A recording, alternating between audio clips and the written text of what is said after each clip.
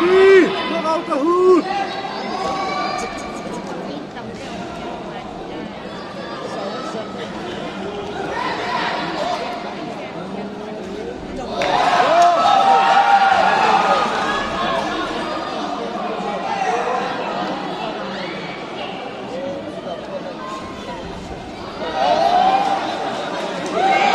Hãy subscribe cho kênh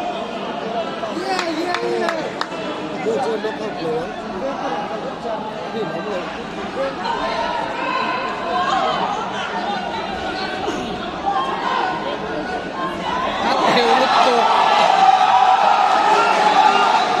không bỏ lỡ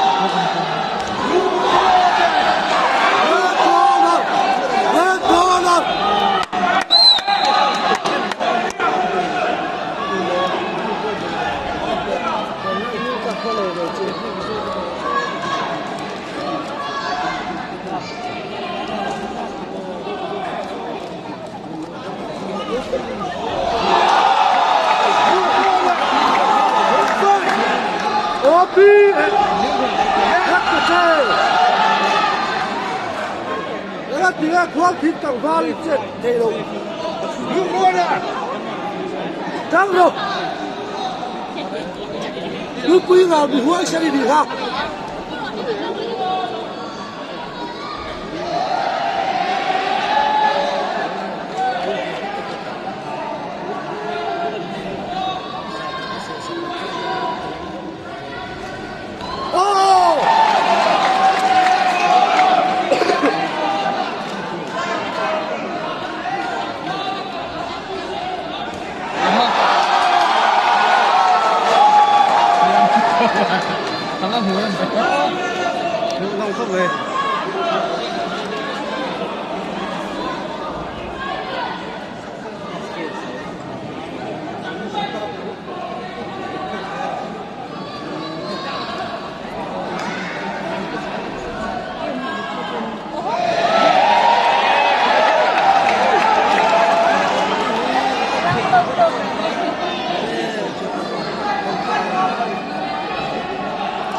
hấp dẫn không về không làm đâu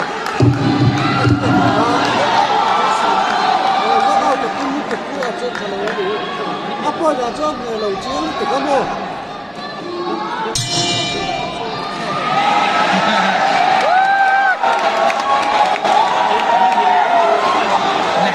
này anh được cho con số đó này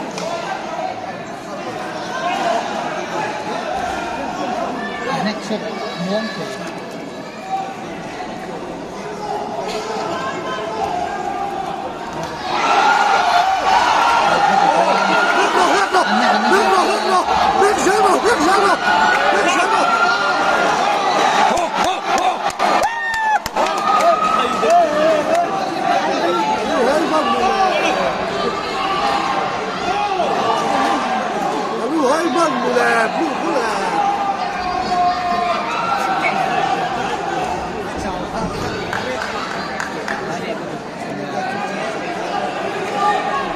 那好了，我比那困难你啊！那好了，我比。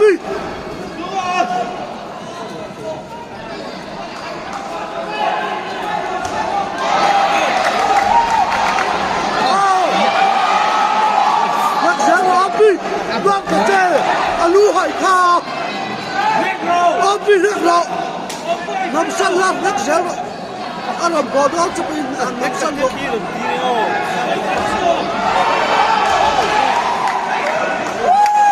nằm sân xéo làm nước cái chê ăn bỏ đó chụp in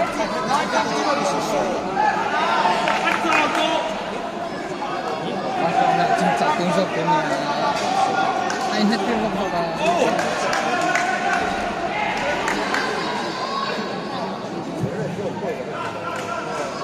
나이 그만 잡고 나이 도 또 이거 나이 그만 잡고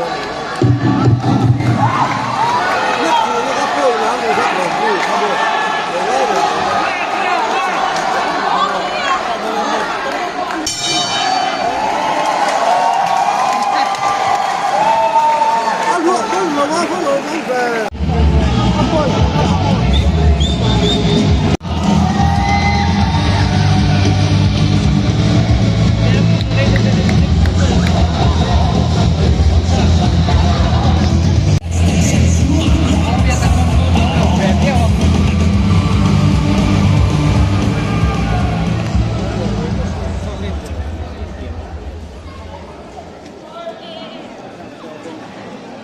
Tadayana 4x4, LPS Profile 2022, mile number 182, lightweight quarterfinal in Bukang Cadenza, Taga Johnston Point, Pantega, 1880. Judge number 1, 29-28.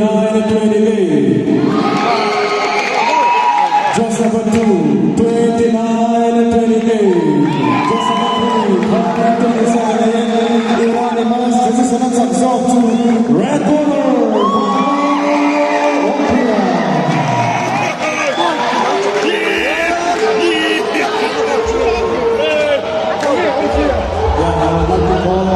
This is my game, to join me in the meeting and distribute the prize.